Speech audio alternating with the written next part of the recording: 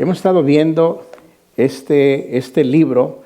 Es un libro histórico, pero también es un libro que se parece mucho a la carta de Efesios de Pablo, porque habla de la conquista.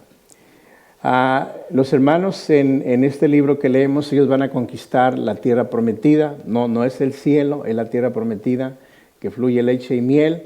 En esta tierra, ¿por qué no es el cielo? Porque ellos todavía van a encontrarse que hay enemigos. Y hoy vamos a ver una lista de ellos. Generalmente se les conoce como los cananitas, y ellos han de entrar a este lugar. Para dos de ellos, Josué y Caleb, esta es la segunda vez que están en ese punto.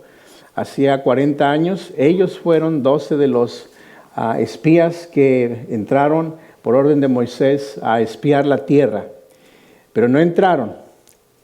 Hay una palabra que uno puede memorizar, pero no apegarse mucho a ella, a hacer lo que dice la palabra. La razón por la cual ellos no entraron hace 40 años es por una sola razón: incredulidad. La incredulidad viene acompañada de temor, de zozobra, de angustia. Y la zozobra, la angustia y el temor no pueden vivir en la misma habitación de la fe. O tenemos incredulidad o tenemos fe, pero las dos no pueden vivir al mismo tiempo en el mismo lugar.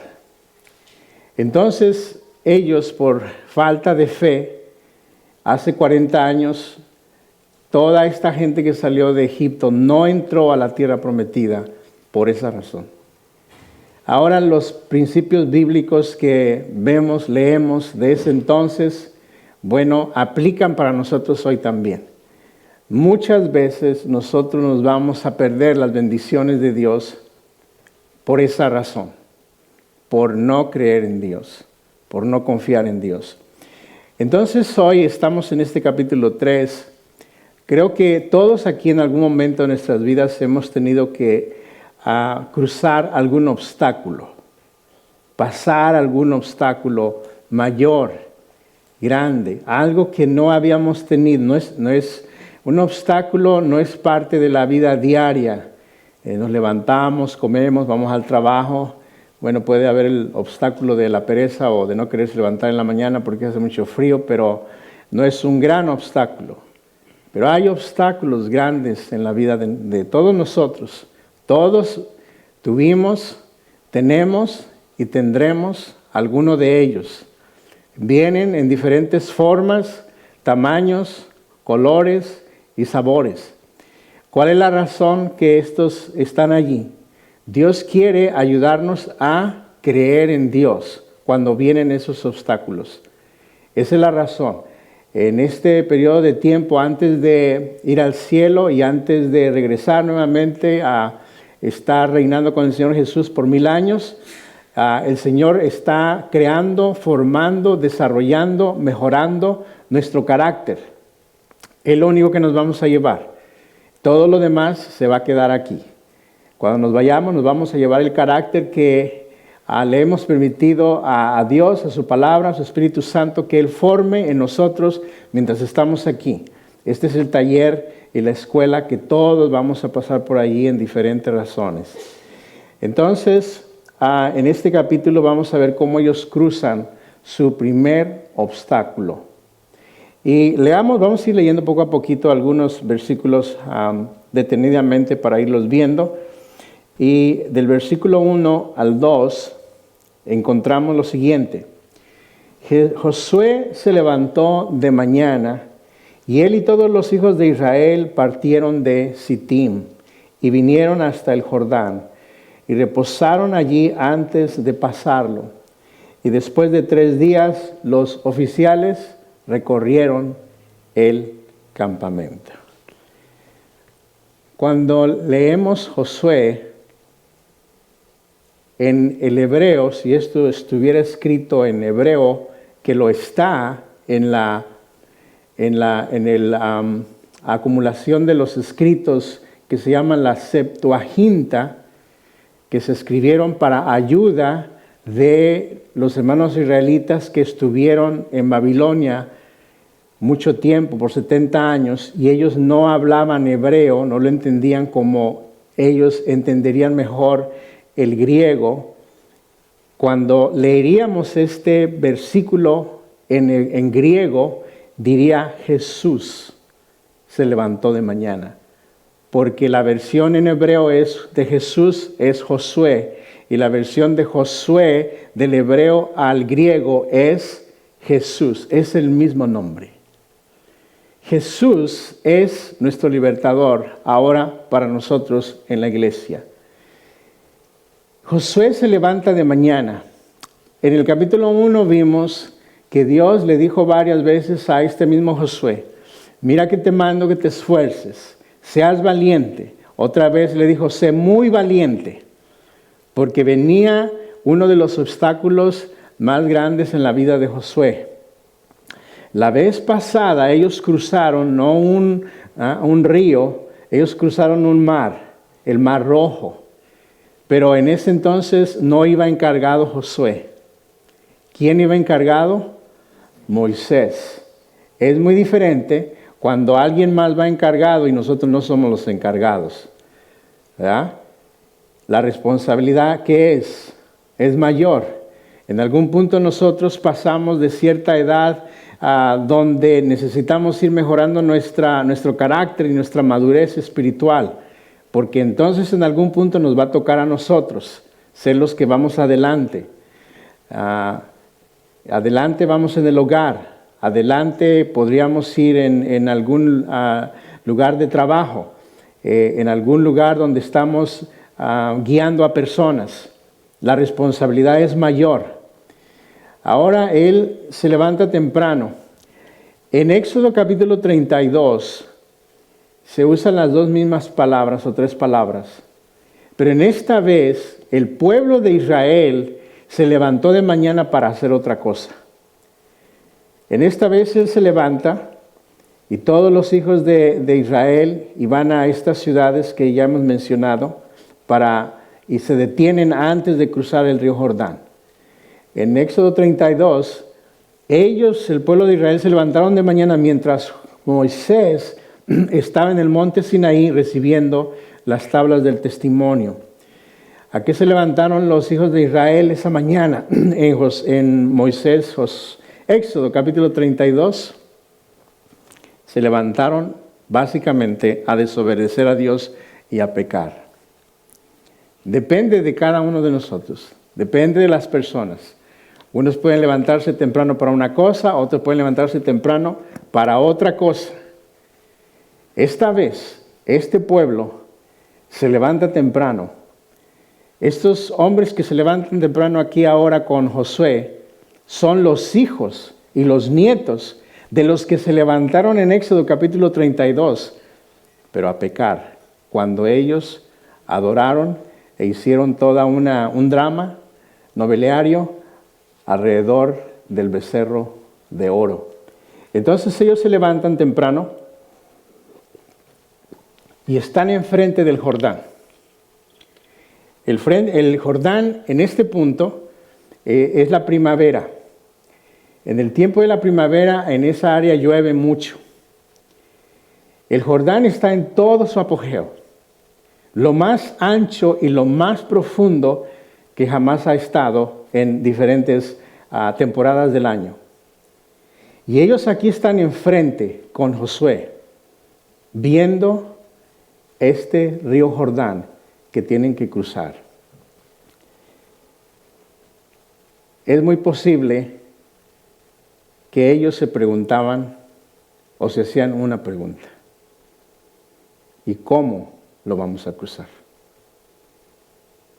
Ellos no han estado aquí, nunca han estado. Solamente dos hombres han estado en una situación similar: Josué y Caleb.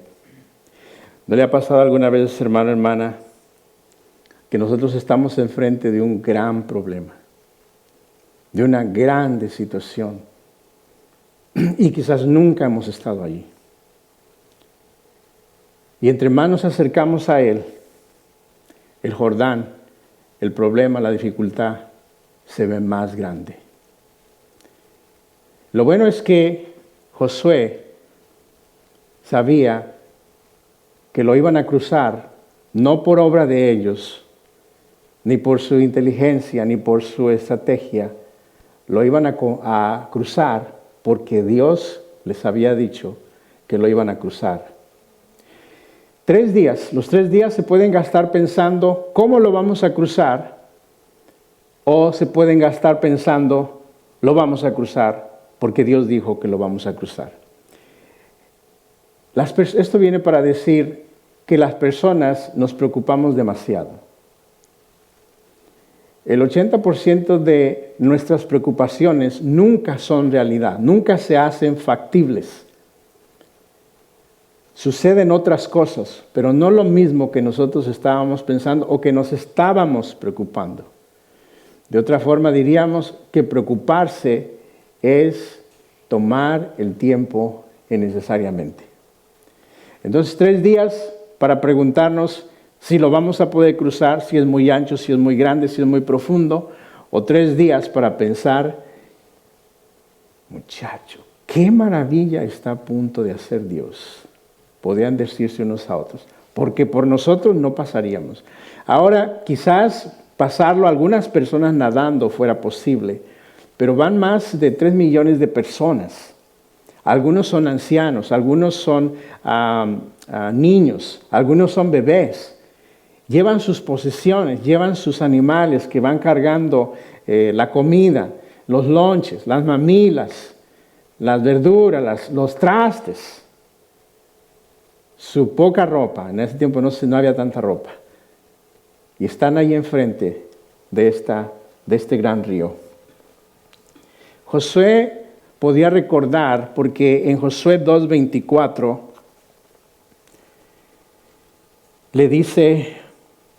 le dijeron los 2 espías que habían entrado a espiar la tierra. ¿Qué le dijeron? Y dijeron a Josué, Jehová ha entregado toda la tierra en nuestras manos, y también todos los moradores del país desmayan delante de nosotros. Entonces Josué está confirmado, está afirmado. Él tiene otras personas que también tienen fe. Qué bueno es estar con personas que tienen fe. Entonces, en el versículo 3 comienza las instrucciones. Y dice así el versículo 3, 4 y 5, vamos a leer. Y mandaron al pueblo diciendo, cuando veáis el arca del pacto de Jehová nuestro Dios y los levitas, sacerdotes que la llevan, vosotros saldréis de vuestro lugar y marcharéis en pos de ella, a fin de que sepáis el camino por donde habéis de ir, por cuanto vosotros no habéis pasado antes de ahora por este camino, pero entre vosotros y ella haya distancia como de 2000 pies. Y Josué dijo al pueblo, santificaos porque Jehová mañana hará maravillas entre vosotros. La primera cosa que vemos es que la instrucción es, ¿no les ha ocurrido a ustedes algunas instrucciones a los niños, a los hijos, a las hijas, a los estudiantes, a los trabajadores? Y lo primero que hacen es no oír. Una instrucción, si no es oída, pues no sirve de mucho. Así es que él necesita y manda a todo el pueblo, porque esto es un milagro para todos. Esto lo vamos a hacer todos juntos. Todos deben de ser bendecidos. Todos vamos a cruzar. Nadie se va a quedar atrás. Entonces él les manda, les dice, oigan bien lo que les voy a decir. Estas son las instrucciones. Y luego la primera es cuando veáis el arca. El arca. El arca, tenemos 17 versículos. En los 17 versículos, 14 veces se menciona el arca. ¿Qué creen ustedes, a raíz de deducción, que es la palabra más importante de este capítulo? Si se menciona 14 veces de 17, ¿cuál será? El arca. El enfoque no es el río Jordán, el enfoque no son las personas, El enfoque no es el milagro en sí, el enfoque es el arca. Pero ¿qué es el arca del pacto? ¿Qué hace el arca del pacto? ¿Qué significa? ¿Qué simboliza el arca del pacto? Porque una vez que primero van a entrar los sacerdotes que van cargando el arca y se van a parar en medio del río Jordán mientras el pueblo pasa. Una vez que el pueblo ha pasado, ellos se siguen quedando en el centro. Y por eso la instrucción es, ve el arca. Vean todos el arca. No vean a Josué, no se vean unos a otros, no vean a Jericó, vean el arca. Vea usted en Éxodo 25, 10 al 22. Éxodo 25, 10 al 22. Aquí encontramos el relato de cuando se describe por primera vez el arca. Y lo vamos a leer para que podamos tener un buen recordatorio, una buena descripción de lo que significa el arca. Y en el versículo 22, el Señor les dice, para esto es el arca. Éxodo 25, 10. Harán también un arca de madera de acacia, cuya longitud será de 2 codos y medio, su anchura de codo y medio y su altura de codo y medio. Y la cubrirás de oro puro por dentro y por fuera, y harás sobre ella una cornisa de oro alrededor. Vean usted, algo muy corto, pero muy importante. Esta arca era construida de madera. La madera en la Escritura significa la humanidad del hombre, pero está forrada o bañada de oro. El oro en la Escritura significa la divinidad de Dios o la esencia de Dios.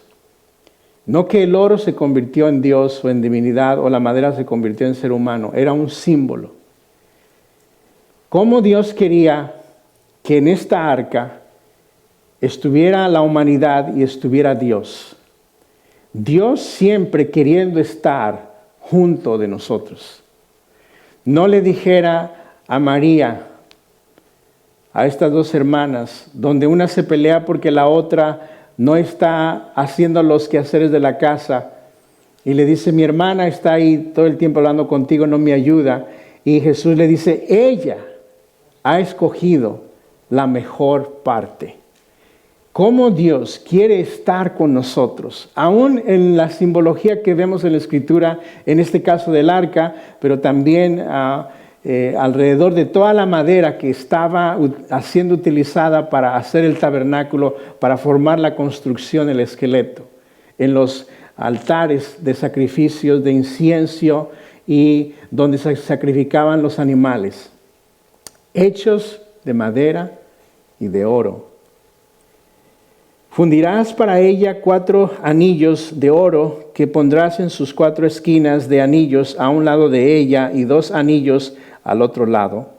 Harás unas varas de madera de acacia, las cuales cubrirás de oro, y meterás las varas por los anillos a los lados del arca para llevar el arca con ellas.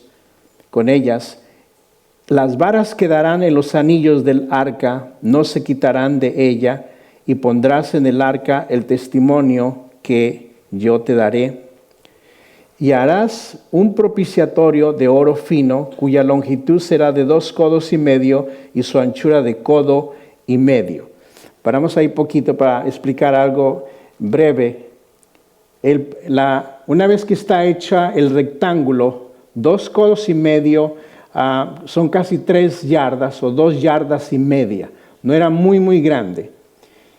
Y es un rectángulo, es una caja como una caja de zapatos, pero tiene una tapadera.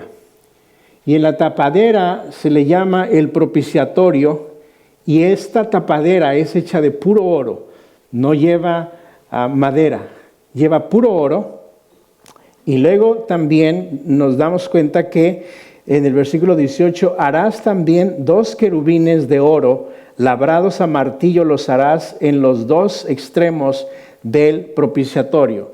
Entonces en la tapa, hecha de oro, de allí mismo se haría 2 formas de estos querubines, y sería toda una sola pieza que se pone encima de la tapa, del arca, del cuadro, del cajón. Se pondría encima, y estos 2 seres se estarían viendo unos a otros con sus alas inclinadas, viendo hacia abajo.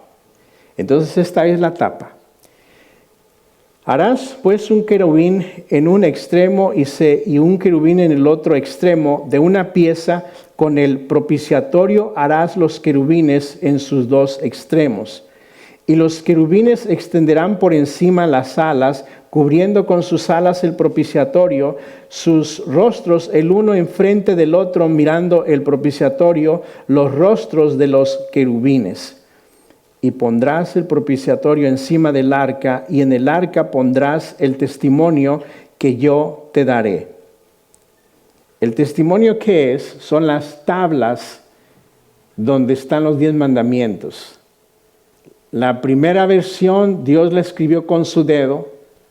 Cuando estuvo Moisés en el monte Sinaí, Dios le dio este testimonio, estas tablas con los 10 mandamientos.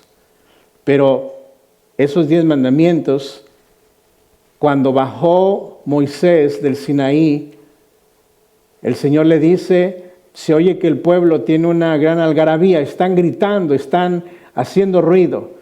Y cuando llega Moisés, él piensa que están en una guerra porque están haciendo mucho ruido, como lo había dicho el Señor, pero se da cuenta que estaban haciendo otra cosa, estaban teniendo una gran fiesta. Estaban adorando básicamente el becerro de oro. Entonces Moisés, en su enojo con el pueblo, porque antes de recibir la ley o los mandamientos, el pueblo ya las estaba quebrantando. Antes de recibirlas. Entonces él avienta las tablas y se quiebran. Entonces esas tablas no son las que irían dentro del arca, las que escribió el Señor con su dedo. Entonces regresa Moisés y el Señor prácticamente le dice, bueno, ahora tú las escribes. Y él las escribió. Y esa versión de las tablas son las que están adentro del arca. Están los 10 mandamientos, están muestras del maná. Jesús dijo, yo soy el maná que descendió del cielo. A ellos les descendió maná, que diría o significaría, ¿qué es esto? Y ponen muestras dentro de esta caja. Y luego está la vara de Aarón, también dentro de la caja. 3 cosas. Ahora aquí viene, ¿qué es lo que esto significa? Y de allí me declararé, a ti, y hablaré contigo sobre el propiciatorio, de entre los 2 querubines que están sobre el arca del testimonio, todo lo que yo te mandare para los hijos de Israel. Dios le dice, de ese lugar yo te voy a hablar a ti. Representaba la presencia de Dios, era un símbolo. Ahora, ese artefacto, ese pequeño mueble, no se sabe dónde está. Y también Dios no quería que este mueble se pensara que era Dios, porque Dios no es materia ni se puede contener en un espacio, en un sitio. Era un símbolo. Ahora, más adelante, para que veamos la maravilla, la bondad y el amor de Dios, que Dios tenía con ellos. Todo esto, el arca, el tabernáculo y todos los utensilios formaban en el tabernáculo 2 secciones. No vamos a hablar de todas ellas, pero había una sección que se llamaba el lugar santo y el lugar santísimo. Digamos, si este cuarto aquí lo dividiríamos en 2 partes. Uno sería el lugar santo, donde estaba a la derecha la mesa de los panes de la preposición. Enfrente estaría un velo y estaría el altar del incienso. El lado izquierdo estaría el candelabro. Este cuarto tenía atrás otro cuarto dividido por el velo, y ahí adentro de ese pequeño cuarto, que se llamaba el lugar santísimo, adentro estaba el arca. Ahora, recordamos que todos estos artículos son hechos de oro, forrados de oro. Estos cuartos estaban bien forrados de cueros de animales y de telas. Si no estuvieran estos artefactos de oro y no estuviera el candelabro, no hubiera luz, no hubiera forma de ver, estaría muy oscuro, porque todas estas telas tapan el sol o la luz de la noche también. Entonces, cuando entraba el sacerdote, estaba el candelabro siempre prendido y iluminaba los demás artefactos. Y una vez al año, él venía, metía sus manos, solamente sus manos, y él derramaba la sangre que se había sacrificado, o que había venido de los animales sacrificados, y la rociaba en el propiciatorio. Ahora, este tabernáculo, alrededor del tabernáculo, estaban todas las tribus de Israel, 12 tribus, acampando alrededor. Y este artefacto, el arca, era el centro. Y ya hemos visto que de allí hablaba el Señor. Era el corazón del campamento de Israel. Como Dios quiere ser el corazón, el centro y la voluntad de nuestras vidas, dentro de nosotros. Como Dios desde allí insiste en esa relación que Él quiere y que Él quiere que nosotros también tengamos con Él. Entonces ellos, regresando a Josué, van a ir caminando cuando crucen el Jordán, pero lo que tienen que ver, sin perder de vista, es el arca, que ya vimos cómo fue formada. Al final del versículo 3 les dice, y marcharéis en pos de ella. Marchar quiere decir que había una decisión, había una convicción. No había lugar a dudar, no había lugar a pensar en retroceder. En Filipenses 3, 12, si gustan ir ahí rápidamente, Filipenses 3, 12 al 14. Filipenses 3, 12. Vemos la insistencia, la convicción de Pablo. Él estaba marchando, él estaba yendo con seguridad, con convicción, a obtener algo. Y es algo que nos enseña a nosotros tanto con el pueblo, con Josué, como Pablo en Filipenses 3:12. No que lo haya alcanzado ya, ni que ya sea perfecto, sino que prosigo por ver si logro hacer aquello para lo cual fui también nacido por Cristo Jesús. Hermanos, yo mismo no pretendo haberlo ya alcanzado, pero una cosa hago, olvidando ciertamente lo que queda atrás y extendiéndome a lo que está delante.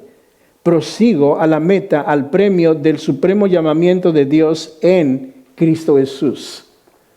Marchar, ir adelante, no volver atrás, no voltear hacia atrás, no distraernos.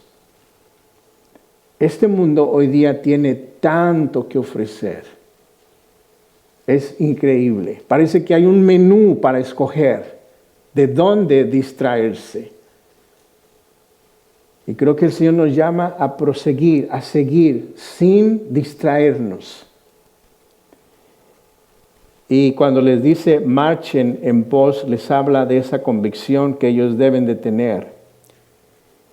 Y yo creo que a cada uno de nosotros, en la iglesia local o en iglesias alrededor, Dios nos ha puesto y nos ha dado regalos para hacer algo y para ayudar a que todos marchemos con un mismo objetivo, que todos marchemos.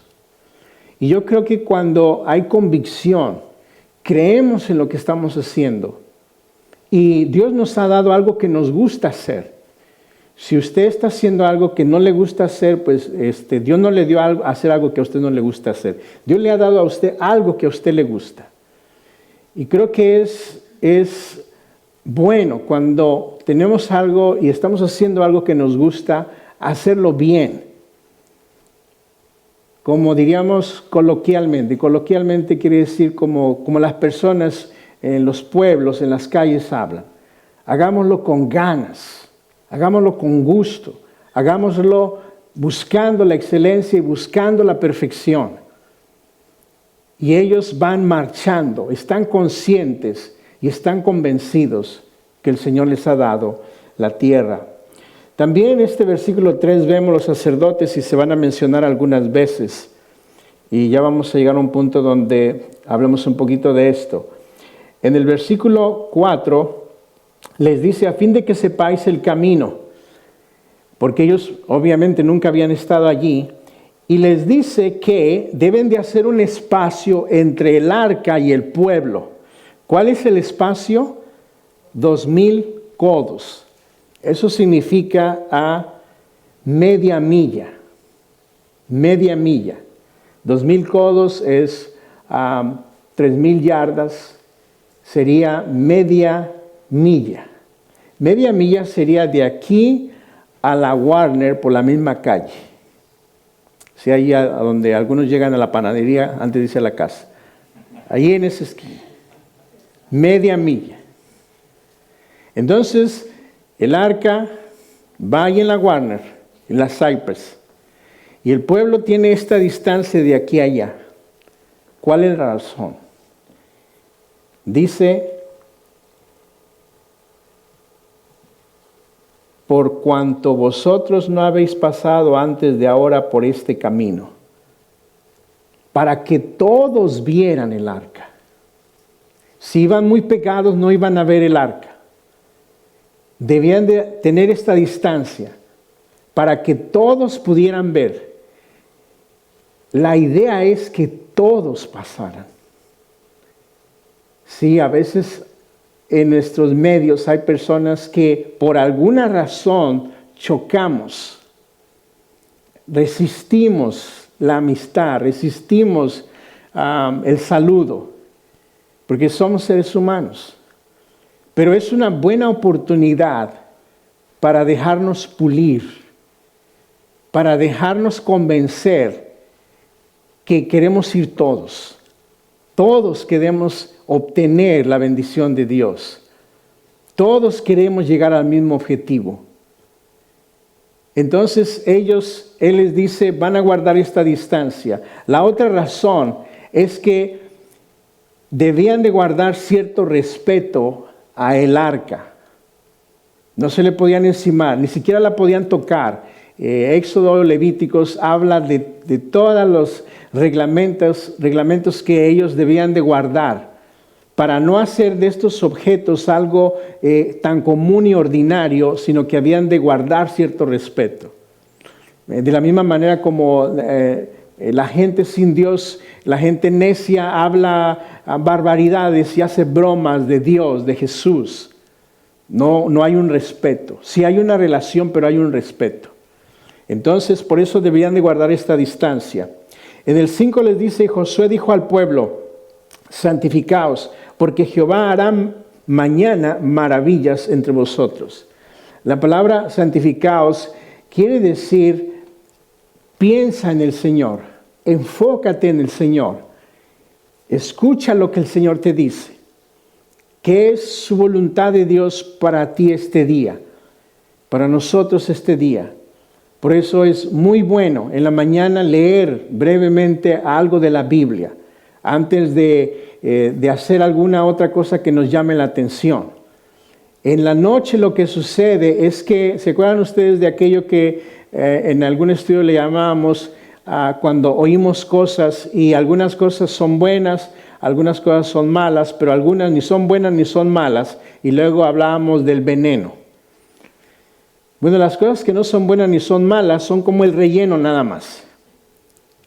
¿A qué sirve el relleno? Nomás a rellenar. Lo que sucede es que nos rellenan el espacio y nos rellenan la memoria. Y pensemos en esto, en algo práctico. Si yo me pusiera a ver el televisor 2 horas en la noche y luego voy a estudiar la Biblia, ¿usted cree que mi cuerpo va a querer hacer eso? No, ya rellené toda mi memoria de lo que estaba viendo. Ahora pudo haber sido la película de Sansón, la película de David. Pudo haber sido algo bueno, pero ya mi cuerpo está cansado, mi memoria está llena, ya no podría realmente enfocarme. Entonces la mañana es muy bueno. Si no puede leer por alguna razón, por el tiempo, esto o aquello, venden ya hoy día audios de la Biblia. Lo pone en su teléfono y lo va escuchando. Y permitimos que la palabra de Dios nos esté enfocando en el día, nos esté guiando en el día. De otra manera, nos vamos a estar desubicados en ese día. Dios no quiere eso para nosotros. En el versículo 6 dice, ahora en el 5, no podemos pasar esta frase. Jehová hará mañana maravillas. Eso es fe. Ahora nosotros sabemos que Dios quiere hacer maravillas con nosotros. Si estamos enfocados, si estamos santificados, vamos a disfrutarlas. Vamos a ser parte de ellas. Cuando estamos desubicados, descontrolados, desvielados, no vamos a disfrutar las maravillas que Dios quiere hacer. Y algunas veces Él quiere hacer maravillas a través de nosotros. Pero cuando no estamos enfocados, las vamos a desperdiciar. No nos vamos a dar cuenta, no vamos a ser parte de ellas. Entonces, habló Josué a los sacerdotes diciendo, tomad el arca del pacto y pasad delante del pueblo. Y ellos tomaron el arca del pacto y fueron delante del pueblo. Ahora, hasta este punto, hasta este versículo, eran instrucciones. Hasta este versículo habían hecho algunas cosas en fe. Enviaron los espías. Llegaron hasta aquí. Pero ahora Josué les dice a los sacerdotes, tomen el arca. Una cosa es decir y hablar, instruir de lo que vamos a hacer. Y otra cosa es hacerlo. Una cosa es que nos digan cómo se baja una transmisión. Y otra cosa es meternos debajo del carro a bajarla. Una cosa es que nos digan cómo se pasa algún tipo de examen, el examen de manejo. Mira, pues llegas a la ventanita y le tienes que hacer así, le tienes que hacer allá y todo lo demás. Y pagas aquí y pagas allá. Pero otra cosa es llegar enfrente de la ventanita y empezar a hacerlo. Ellos llegó el punto donde paso a paso, por la fe. Ahora, si el pueblo mira la fe en Josué, la gente obedece. Si nuestros hijos miran fe en nosotros, ellos obedecen. Si nosotros les decimos, lee tu Biblia, porque nosotros la leemos, ellos la van a leer. Si nosotros les decimos, no mientas, y nosotros no mentimos, ellos van a obedecer. Entonces Josué les da ejemplo. Y les dice, tomen el arca. Luego en el 7 al 8, Dios anima e instruye a Josué. Siempre es bueno darnos palabras de ánimo, de aliento, unos a otros. Leamos estos dos versículos.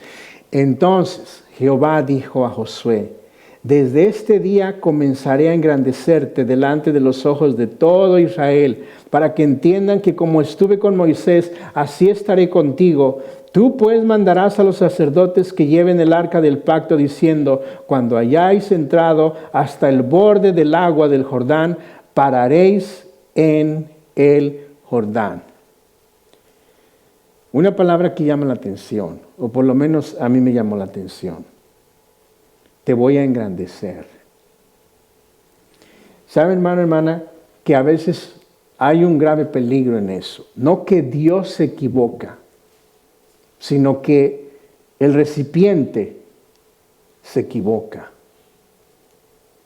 Dios quiere engrandecerlo para ponerlo a Él en una plataforma, en un sitio, en un lugar donde la gente vea que Dios está obrando a través de Él. ¿Cuál es el peligro? que cuando Dios se engrandece, la persona se puede olvidar para qué lo engrandeció. ¿Cuál es el propósito? Y es algo que continuamente necesitamos pedirle a Dios, que nos esté puliendo y limpiando. Billy Graham falleció el año pasado, 90 y algo de años tenía, si no mal recuerdo. A través de él, el mundo conoció el Evangelio de Cristo Jesús quizás más que ningún otro hombre, y es posible que jamás exista alguien quien llevó el Evangelio de Cristo Jesús a todo el mundo. Una vez hicieron un servicio, por así decirlo, evangelístico en Sur Corea, y la asistencia presente física era 1 millón de personas. Tenían bocinas por todo ese lugar. Y hoy día todavía se sigue él hablando en los diferentes medios que hay, comunicando el Evangelio de Cristo Jesús. Y él dice en uno de sus libros que la oración de él todos los días era: Señor, no permitas que yo arruine lo que tú estás haciendo a través de mí. Y a veces es lo que sucede, que uno mismo arruina, tumba la plataforma, quita el reconocimiento, la honra y la gloria a Dios, y se quiere uno poner. Y al mismo tiempo uno se está oponiendo a lo que Dios está haciendo. Entonces es importante pedirle al Señor: si tú me vas a dar reconocimiento, si voy a sobresalir en mi compañía, en mi trabajo, en mi escuela, en mi cuadra, en la manzana donde vivo, que sea para que te reconozcan a ti.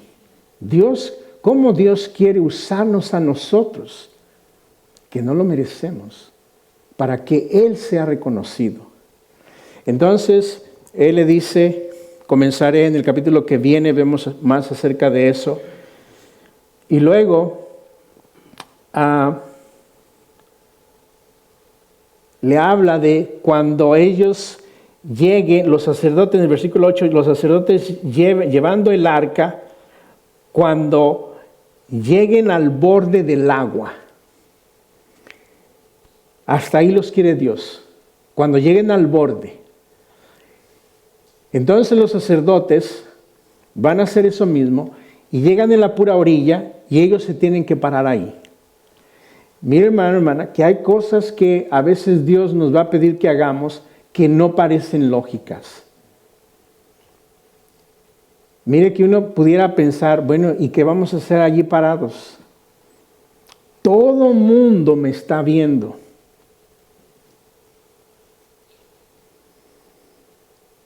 Yo no voy a hacer la burla de nadie. ¿Y qué tal si no se abre? ¿Sabe que si uno pensara eso, uno no debería estar llevando el arca? Cuando uno piensa en uno y no en lo que Dios quiere hacer. ¿Cómo fue bajado una ocasión a Pablo para que lo sacaran de una ciudad? Porque a raíz de que él compartía el evangelio con los que se oponían, lo querían matar. Entonces una vez lo bajaron por una canasta. ¿Cómo estaba acostumbrado hasta cierto punto de su vida Saulo a transportarse? En caballo, escoltado por soldados. Y esta vez lo bajan para escapar. Él nunca había escapado de nadie. Para escapar adentro de una canasta.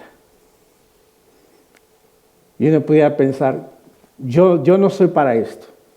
Yo soy para algo más grande, para algo mayor.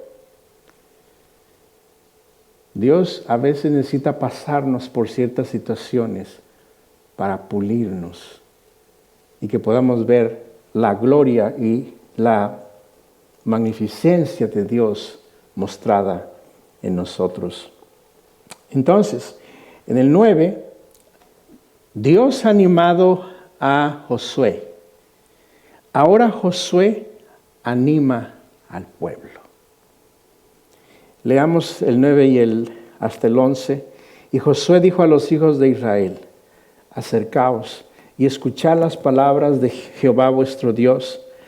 Y añadió Josué: en esto conoceréis que el Dios viviente está en medio de vosotros, y que Él echará de delante de vosotros al cananeo, al eteo, al heveo, al fereceo, al gergeseo, al amorreo y al jebuseo. He aquí el arca del pacto del Señor de toda la tierra pasará delante de vosotros en medio del Jordán. Dios anima a Josué, Josué anima al pueblo. Dios nos anima a nosotros aquí. Cuando regresamos a nuestra casa, nosotros animamos a los de nuestra casa. Si nos llegan a preguntar: mamá, papá, ¿cómo le fue en la iglesia?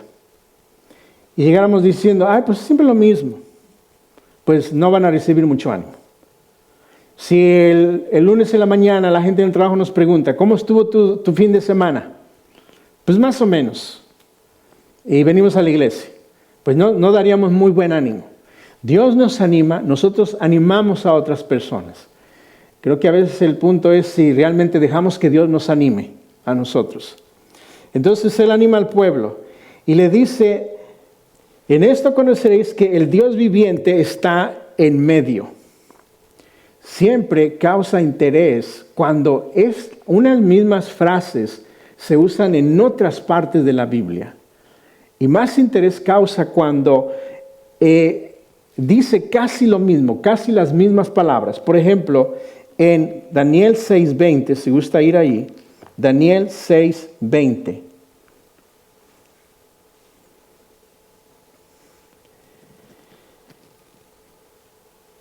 Dice Daniel 6:20, y acercándose al foso llamó a voces a Daniel con voz triste y le dijo: Daniel, siervo del Dios viviente, el Dios tuyo a quien tú continuamente sirves, ¿te ha podido librar de los leones? En este punto, Daniel ha sido lanzado al pozo o al foso de donde están los leones. Ahora, Darío, no, Nabucodonosor fue antes. Darío le pregunta, Darío, diríamos un no creyente, un impío, sabía que el Dios de Daniel se le llamaba el Dios viviente. Y entonces lo avientan al foso. El Señor tapa las bocas de los leones. Y luego viene el rey a preguntar por él. Y le dice: ese Dios en quien tú crees, quien vive, quien está presente, te ha podido librar. Y seguimos leyendo en el versículo 21. Entonces Daniel respondió al rey: oh rey, vive para siempre. Esa forma de expresarse quiso decir mucho que no podemos describirlo aquí tan fácilmente. Y cuando estemos en el cielo le preguntamos: ¿qué quería decir eso? Oh, rey, vive para siempre. ¿Qué significaba eso? ¿Qué experiencia de Daniel? ¿Qué experiencia de Daniel creer en el Dios viviente? Y cuando es aventado al foso y abren las compuertas y entran los leones, y solamente lo miran, pero de lejitos, y no le hacen nada.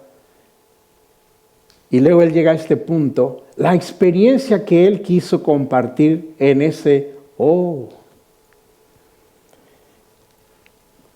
Mi Dios envió su ángel, el cual cerró la boca de los leones para que no me hiciesen daño, porque ante él fui hallado inocente, y aún delante de ti, oh rey, no he hecho nada malo. Ese Dios viviente es el Dios a quien Josué se refiere. Él va a hacer maravillas. Ahora, en el versículo 9 de Josué 3, encontramos la lista de todos estos hombres: cananeo, eteo, hebeo, fereceo, jerjeseo, amorreo y jebuseo. Vea usted, hermana. Qué increíble.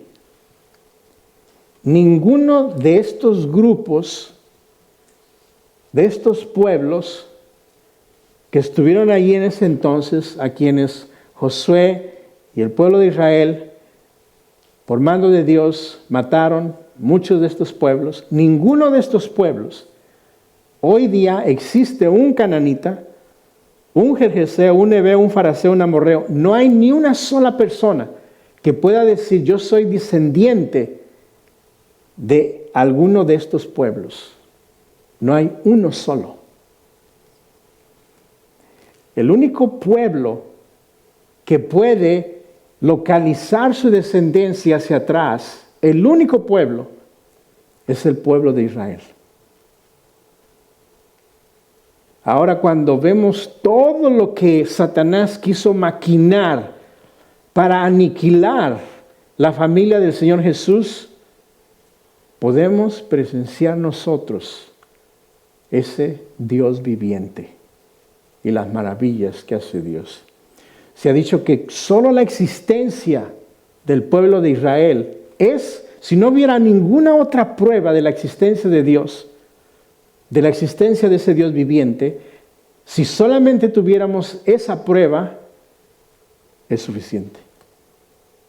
Porque solamente ellos hoy día pueden decir: mis abuelos, bisabuelos estuvieron allí, pero ninguno de ellos está aquí hoy. Pero nosotros sí estamos aquí hoy. Bien, en el versículo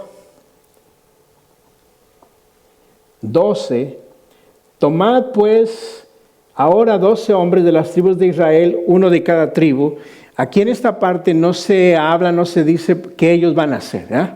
Está llamando sacerdotes, el pueblo, todos los que van a hacer algo, pero habla a estos 12 hombres, pero a ellos no les toca hacer nada aquí, hasta que pasan el río Jordán. Estos hombres, un pequeño adelanto en el capítulo que sigue, ellos van, mientras están los sacerdotes con el arca ahí, en medio del río Jordán, el agua está detenida muy, muy lejos atrás, todo el pueblo ha pasado.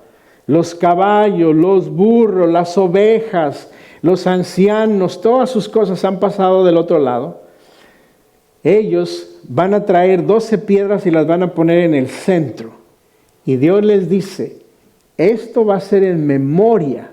Y cuando sus hijos y los hijos de sus hijos les pregunten qué sucedió, ustedes les van a decir: porque Dios un día nos cruzó en suelo seco a través del río Jordán. Pero eso es lo que van a hacer ellos después. Y cuando las plantas de los pies de los sacerdotes que llevan el arca de Jehová, Señor de toda la tierra, se asienten en las aguas del Jordán, las aguas del Jordán se dividirán, porque las aguas que vienen de arriba se detendrán en un montón. Y ahora, aquí llegó el momento de hacerlo. Y aconteció cuando partió el pueblo de sus tiendas para pasar el Jordán con los sacerdotes delante del pueblo, llevando el arca del pacto. Cuando los que llevaban el arca entraron en el Jordán y los pies de los sacerdotes que llevaban el arca fueron mojados a la orilla del agua.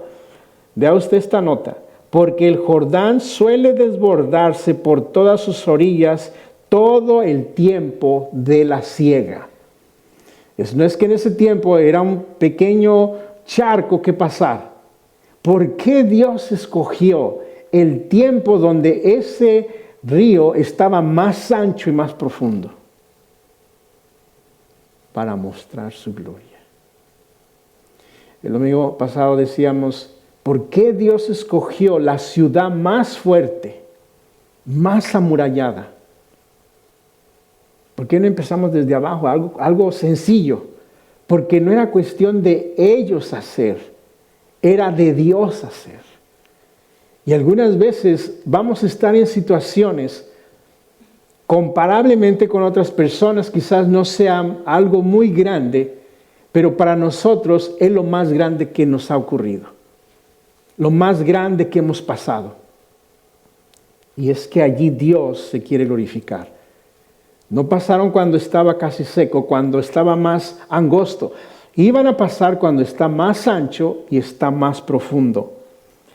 Y luego, en el versículo 16 y 17, las aguas que venían de arriba se detuvieron como en un montón, bien lejos de la ciudad de Adam, que está al lado de Zaretán, y las que descendían al mar de Araba, al mar salado, se acabaron y fueron divididas, y el pueblo pasó en dirección de Jericó. Mas los sacerdotes que llevaban el arca del pacto de Jehová estuvieron en seco, firmes en medio del Jordán, hasta que todo el pueblo hubo acabado de pasar el Jordán, y todo Israel pasó en seco. Siempre se ha tratado de racionalizar o explicar qué sucedió o cómo sucedió. Pero un milagro no se puede explicar. Es la diferencia entre un milagro y lo que no es un milagro. No se puede explicar. Algunos piensan que allá donde se detuvo el agua hubo un temblor y se hizo un hoyo y por ahí se fue el agua. Otros creen que no fue en este tiempo necesariamente y que usualmente este río no era muy profundo y por ahí pasaron. Pero nos describe las condiciones que había en ese entonces. Y entonces lo leemos, es un milagro. Ahora el arca es el centro. En Mateo 1:23 dice: He aquí una virgen concebirá y dará a luz un hijo y llamará su nombre Emmanuel, que traducido es Dios con nosotros. Ya que el arca representaba de donde Dios les hablaba a ellos, Dios estuvo con ellos en todo el tiempo, en toda la travesía. Dios está con nosotros en todo tiempo de nuestras vidas. Algunas veces nosotros perdemos la esencia o la racionalización de pensar de que Él está con nosotros o no está con nosotros, pero Él está con nosotros todo el tiempo. Ahora, el hecho de que Dios ha hecho este grande milagro es que no era una guerra en contra de seres humanos, de un sistema humano. Era una guerra espiritual. Y Dios iba en medio de ellos peleando la guerra espiritual por ellos. En Colosenses 2:15 dice: y despojando a los principados y a las potestades, los exhibió públicamente, triunfando sobre ellos en la cruz. Las cosas que vienen, los ataques que vienen a nuestras vidas, los obstáculos que a veces no nos dejan vivir la vida espiritual que deseamos vivir y que Dios quiere que nosotros vivamos, son a causa de la guerra espiritual. Pero Jesús ya venció. Josué ya venció. El pueblo de Israel cruzó.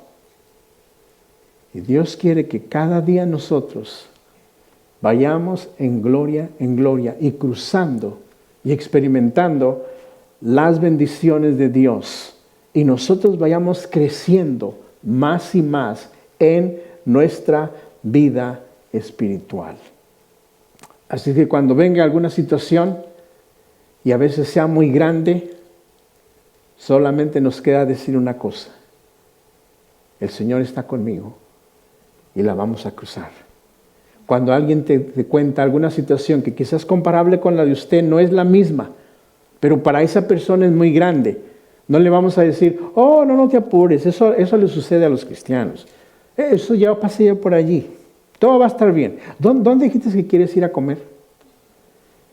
Dígale: Dios está contigo y la vas a cruzar porque Dios te va a dar las fuerzas Y bueno, le repetimos lo que el Señor le dijo a Josué: no temas ni desmayes, porque yo, Jehová tu Dios, estoy contigo. Y le decimos a esa persona, y le damos ánimo. Oremos al Señor. Padre, te damos